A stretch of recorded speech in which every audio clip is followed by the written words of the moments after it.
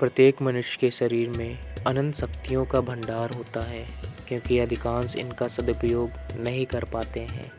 उनकी ये अनंत शक्तियाँ सोई ही रहती हैं, यहाँ तक कि उनके जीवन की अंतिम घड़ी भी आ जाती है, लेकिन वे अपनी इन शक्तियों को जागृत नहीं कर पाते हैं। ऐसे लोग अपनी बहुत सी शारीरिक और मानसिक शक्तियों का प्रयोग आधा अधूरा ही भी नहीं कर पाते हैं। इसी कारण अधिकांश मनुष्य अपने आत्मा के समक्ष हीन भावना के साथ जिंदगी व्यतीत करते हैं। ऐसा इसलिए होता है क्योंकि वे अपने आत्मा को अपने शरीर की अग्नि के प्रकाश से प्रकाशित नहीं कर पाते हैं। उनके शरीर की अग्नि शरीर में बुझी सी जलती है।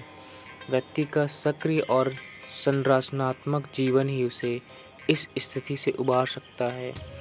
यदि कोई मनुष्य अपने ही हाथों दीनहीन बना रहेगा तो उसके लिए इससे बड़ा पाप और कोई दूसरा नहीं होगा।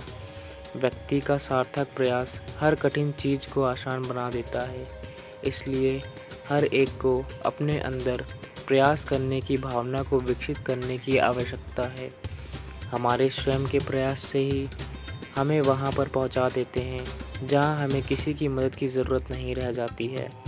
हमें इस प्रकार के प्रयासों के प्रति सदैव सजग रहना चाहिए। जिस मनुष्य को अपने आप की पूर्णता अनुभव करनी होती है वह सदैव सकारात्मक रूप से सक्रिय रहता है। ऐसे लोग अपने विचारों को क्रियात्मक रूप में बदल लेते हैं।